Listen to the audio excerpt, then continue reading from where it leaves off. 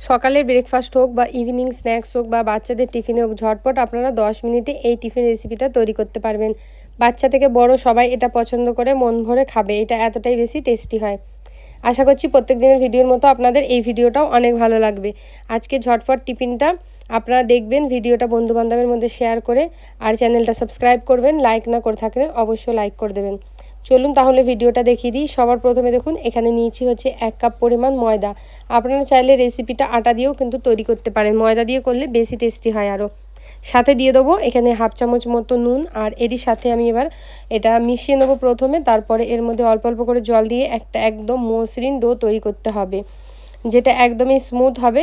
Liquid do যেটা থাকে সেটাকে তৈরি করতে হবে। তো অল্প অল্প করে জল দিয়ে এটা কিন্তু আপনারা প্রথমে এরকম অল্প অল্প করে গুলবেন, তারপরে কিন্তু ডোটাকে তৈরি করবেন। একভাবে যদি পুরো জলটা দিয়ে দেন তাহলে কিন্তু ডোটা ভালো হবে না। সেই জন্য অল্প অল্প করে জল দেবেন, দেখবেন কোনো রকম লাম্পস থাকবে না। লাম্পস ফ্রি একটা লিকুইড ডো এখানে আমাদের তৈরি হয়ে যাবে।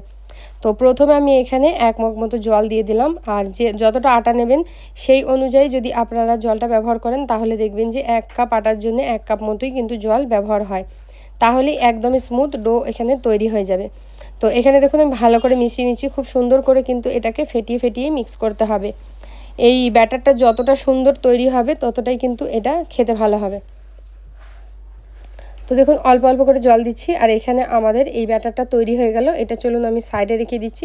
আপনাদের একবার ঘনত্বটা দেখিয়ে দিই, দেখুন কি সুন্দর ঘনত্ব হয়েছে আর একদমই স্মুথ। তো এটা সাইডে রেখে দেবো। তারপরে একদমই সিম্পল একটা রেসিপি, সিম্পল একটা টিফিন। এটা দেখবেন যে আপনাদের খুবই ভালো লাগবে। যেমন আমরা এগ রোল খাই ঠিক তেমনই লাগে এটা খেতে, আর খুবই বেশি টেস্টি হয়। এখানে আমি এবার 3টে ডিম ব্যবহার করব।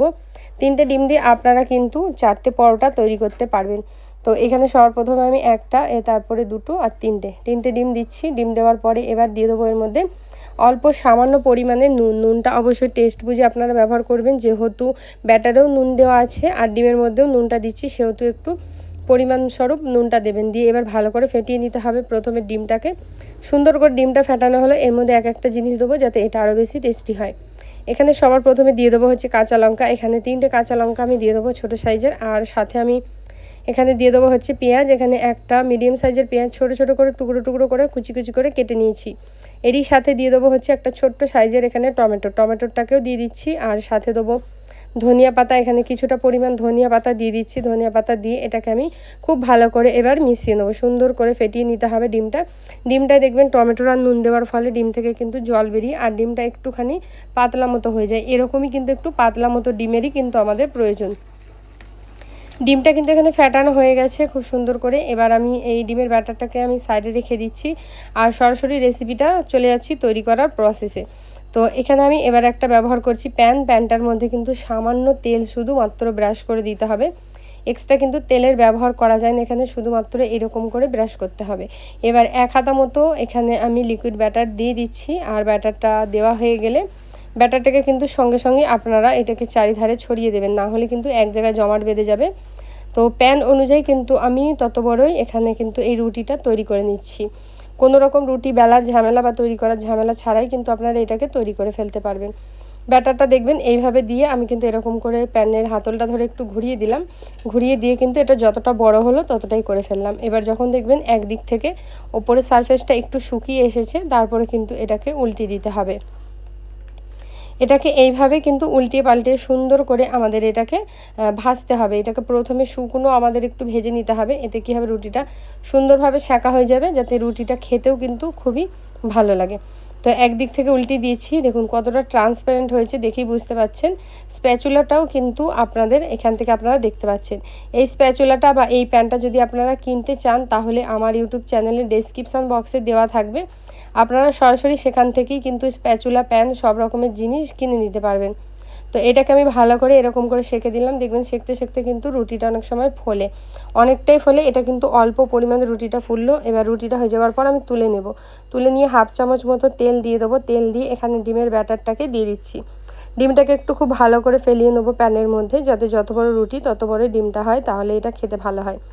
এবার উল্টো দিকটা ঠিক এইভাবে দিয়ে একটু হাতে করে বা স্প্যাচুলার সাহায্যে চেপে দিলেই দেখবেন ডিমটা কিন্তু এই রুটির সাথে লেগে যাবে খুব সুন্দরভাবে, কোনো রকম ছেড়ে যাবে না। আর যখন রুটিটা হয়ে যাবে শাকা হয়ে যাবে এইভাবে আমাদের আরো বেশি টেস্টি বানানোর জন্য ভেজে নিতে হবে। দিয়ে দেবো হচ্ছে অল্প করে সস দিলে এমনিতেই বাচ্চারা খেতে পছন্দ করে, তাই অবশ্যই অল্প করে সস দেবেন। এখানে 1 থেকে 1.5 চামচ মতো সস দিয়েছি, দিয়ে সসটাকে আমি অর্ধেকের দিকে দিয়েছি, দিয়ে এইভাবে কিন্তু স্প্যাচুলা দিয়ে একটু চারিধারে আমি লাগিয়ে দেবো। আর লাগিয়ে দেওয়ার হলে হাফ হাফ করে এটাকে আমাদেরকে উল্টে দিতে হবে আর দিয়ে মুড়িয়ে দিতে হবে, দিয়ে সুন্দর করে আপনাদের এইভাবে একটুখানি সেঁকে এটাকে তুলে নিতে হবে। দেখুন এটা দেখতে কতটা সুন্দর আর কতটা লোভনীয় হয়েছে, খেতেও কিন্তু এর থেকে বেশি টেস্টি হয়।